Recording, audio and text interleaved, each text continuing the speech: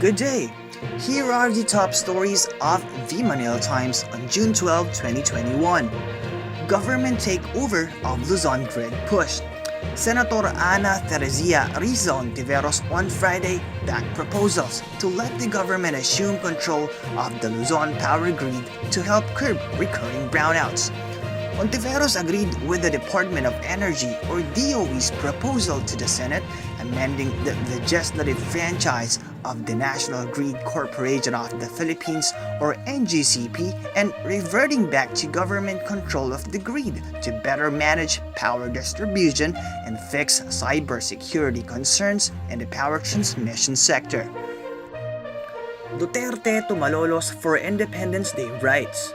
President Rodrigo Duterte will lead the 123rd Independence Day rites in Malolos, Bulacan today, June 12, 2021.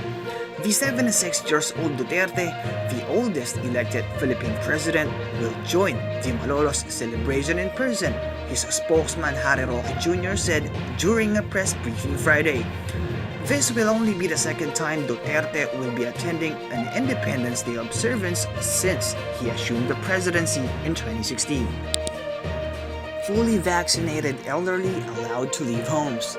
Senior citizens who have been fully vaccinated against the coronavirus disease 2019 or COVID-19 living in general community quarantine or GCQ and modified general community quarantine or MDCQ areas can now go outside their homes as long as they bring with them their vaccination cards. Palace spokesman Harry Roque Jr. said on Friday the Interagency Task Force for the Management of Emerging Infectious Diseases or IATF-EID decided to ease restrictions on the movements of the elderly during the meeting on Thursday. G7 vows 1 billion COVID shots for world. World leaders from the G7 industrialized nations are set to commit at their summit to share at least 1 billion coronavirus shots with struggling countries around the world. Half the doses coming from the United States and 100 million from the United Kingdom. Vaccine sharing commitments from US President Joe Biden and British Prime Minister Boris Johnson set the stage for the G7 leaders meeting in Southwest England where leaders will hold a session on building back better from COVID-19. The G7 also includes Canada, France, Germany, Italy, and Japan. Fitch sees wider Philippine budget deficit. In business, the Philippines will continue to run substantial budget gaps in the short term, according to Fitch Solutions, as the government strives to keep the economy afloat during the coronavirus disease 2019 or COVID-19 pandemic.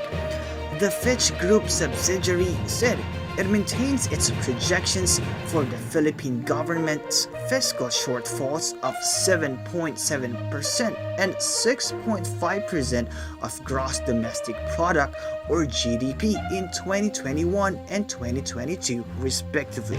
Bucks Reality Edge Nets just beat Clippers anew. Topping sports, the Milwaukee Bucks squeaked past Brooklyn Nets 86-83. to cut the Nets' lead to 2-1 in the Eastern Conference semifinals. The Bucks will try to even the series on Sunday, Monday in Manila in Milwaukee. Chris Middleton scored 35 points and Giannis Antetokounmpo added 33 for the Bucks.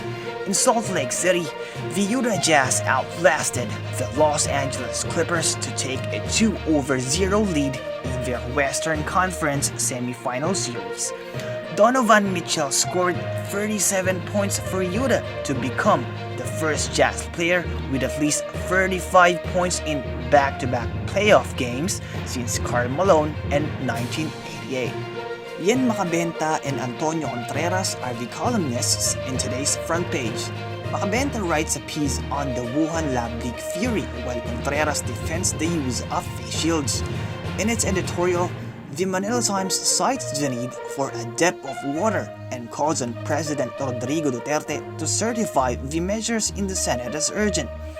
Read the full version on the paper's opinion section and listen to the voice of the Times.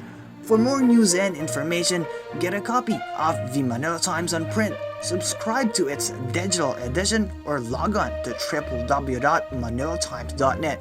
Follow us on Twitter, Facebook, or Instagram and keep up with the times. For the Manila Times, this is Christian Cole Maghanoy reporting.